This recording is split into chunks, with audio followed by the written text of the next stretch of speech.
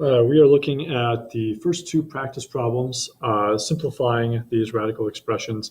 I had put up kind of the quick and dirty way of doing it. I didn't go into any depth, so I'm gonna go through these two problems step by step.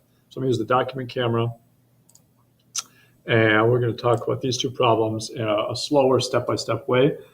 Feel free to fast forward if it was just the second one that you were confused on. Otherwise, here we go. So for the first one, if we want to read or simplify this radical expression, we need to find stuff to cancel.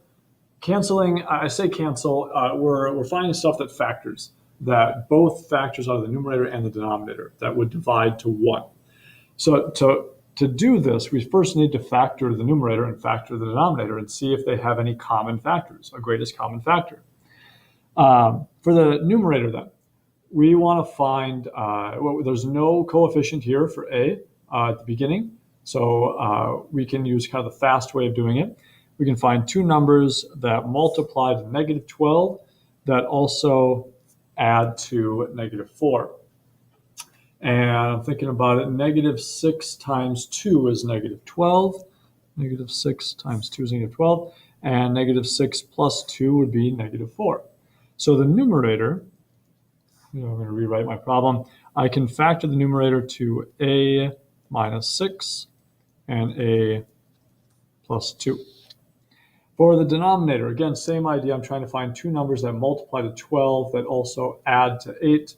Well, similarly, a plus 6 and a plus 2. 2 times 6 is 12. 6 plus 2 is 8. And if you distributed and FOILed that out, you'd get the original problem back again.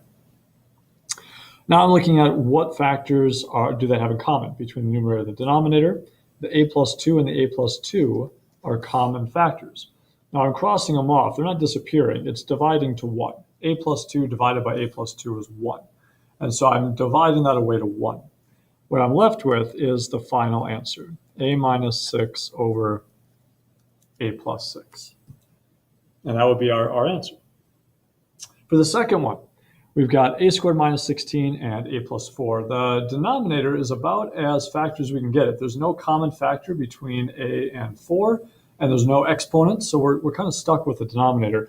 But in the numerator, and for this one I'll go here to the right, for the numerator, this is a difference of perfect squares. I mentioned in previous sections that that's going to come up a lot, where it's a nice thing to have memorized, that if you see a subtraction and both the terms are perfect square numbers, like a times a is a squared, 4 times 4 is 16, and we can recognize that, it makes it a lot easier to factor this, because we have a minus 4 and a plus 4, the two conjugates. And the denominator, we still have the a plus 4. It's not 9 plus 4. I should mention that's an a. My a's and my 9's kind of look alike.